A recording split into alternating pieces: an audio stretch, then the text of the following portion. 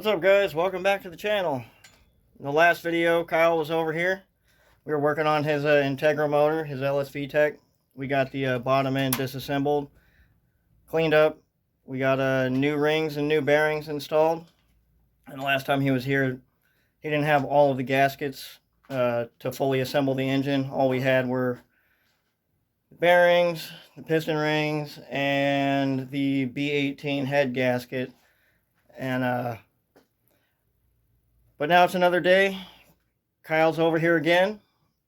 We finally got all the gaskets to the motor.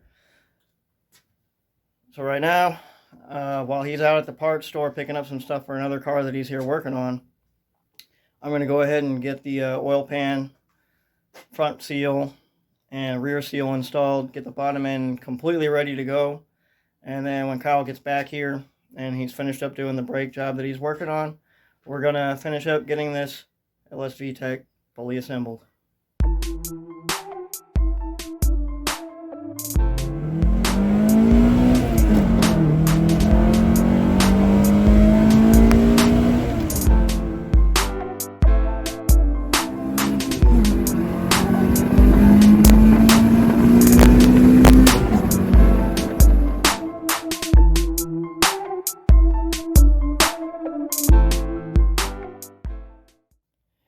So yeah, the block is pretty much ready to go. As you see, we already got everything's re-ringed, honed, cleaned up. We just been waiting on the lower gasket set, so all I need to do is install the front seal, get the oil pan put on, and get the rear main seal. We've already got our B18 head gasket here. Finally, the rest of the gasket set came in for the B16.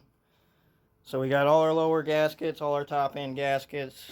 Another surprise that he got himself another staged clutch and a chromoly lightweight flywheel. More power, baby. More power, baby. Over the last few nights, we got all the valves cleaned up, new guide seals installed, the head's ready to go. I'm going to get this bottom end finished up and ready for the head to go back on, and then we'll finish up getting this lsvtec fully assembled. Alright, so this bottom end is finally actually ready to go. And for those guys that are new to the Hondas and don't know what this lsvtec is that I keep speaking of, it's for the Civic and Integra guys. The lsvtec is your traditional Integra B18 non-VTEC bottom end paired up with either a B16 GSR or the B18 Type R head, and you block off the oil feed port on the VTEC head, because on the non-VTEC block there is no oil feed hole to feed the VTEC, so you block that off. And then you can either buy a sandwich plate to go in between your filter, or you can do like what we've got here, a little T-fitting to run an external oil feed line onto an AN fitting that we have attached to the back of the head, and that feeds the oil to the VTEC assembly. Another thing with the lsvtec engine builds, we did this one prior to the days when they have conversion dowel pins, because on the LS blocks these dowel pins are on the back side of the engine, and on the VTEC heads the dowel pins happen to be on the front side. So they have conversion dowel pins that you pop in here to match up to the head. But we did this build years back before they started making the conversion pins. And I've got a 14mm drill bit that I had put on a drill press, and we enlarged the front side holes, or the rear side holes, sorry, on the head to fit the dowel pins, so that this head will just plop right on. So now we got Now that I got that explained to you guys, the head's all cleaned up. We've got our LS gasket here and the block over here. We're going to get you set up on a tripod, get the gasket on, we'll bolt the head on, torque her down to spec, and then we can get the intake and finish up this motor.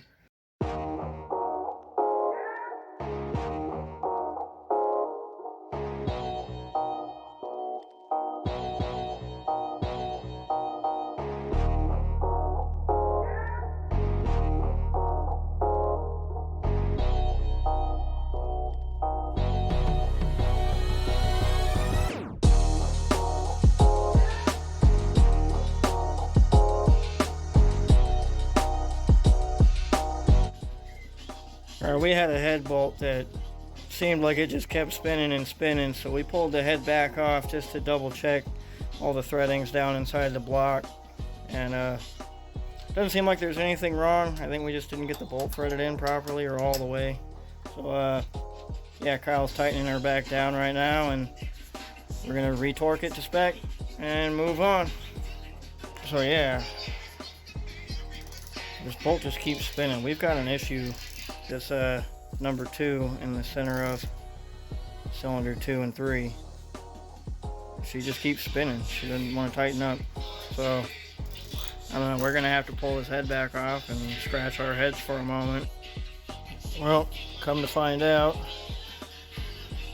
we've got some strip threads that have pulled out of our block somehow, and that's not a good thing.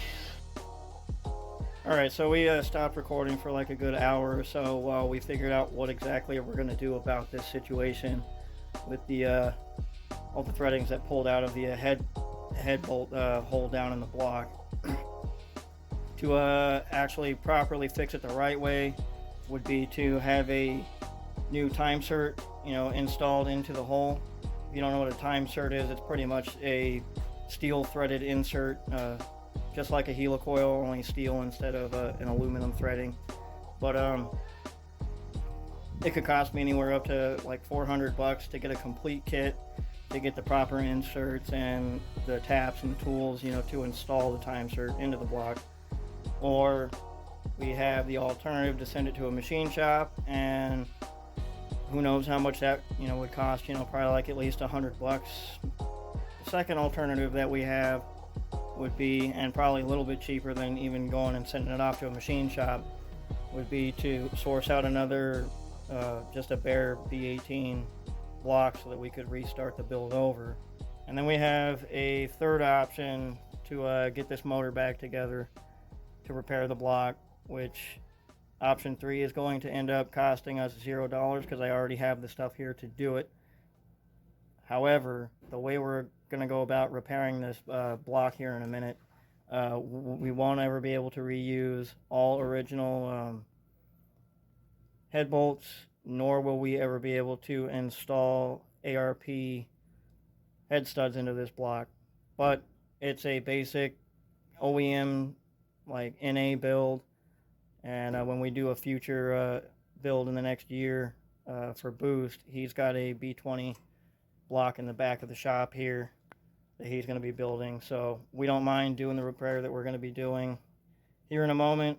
But just to let you guys know, yes, this third option will work, but it's got its drawbacks if you want to be able to do anything beyond like just any type of stock build or stock power, or just a little over stock power. All right, we're going to have to end up oversizing the bolt just a hair. So what I've got here is a head bolt from the H22. It's actually about like 3/4 of an inch too long, so I'm going to end up having to cut a little bit of that off, retaper it, so we've got ourselves a new oversized head bolt, and then we've got ourselves the proper size tap to match the head bolt. It fits just snugly down inside the hole, and there's enough meat for us to be able to retap for this.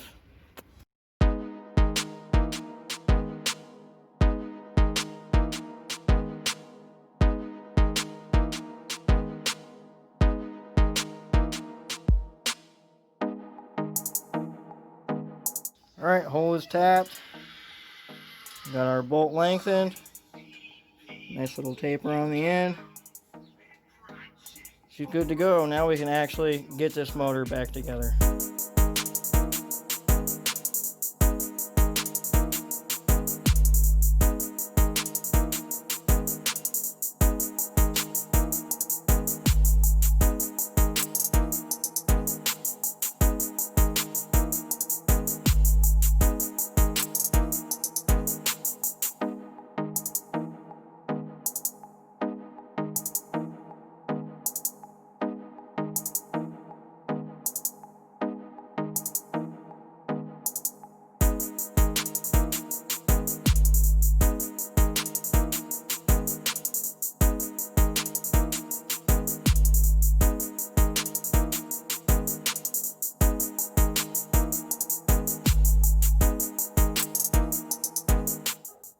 Nonetheless, even with 2 strip bolt holes and the long frustrating time it took to fix the 2 bolt holes and make 2 bolts, we still got the engine or the head torqued down onto the block.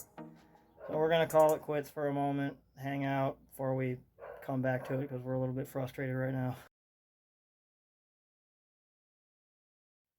Alright guys, I'm back. It's been a few hours. It's nice and cool. It's nighttime now. Kyle's already gone home. Before he left, we did get the head bolted on. I'm going to continue working on his engine for at least a little bit longer. Get a few more things cleaned up and see how far I get on putting the rest of this back together for him.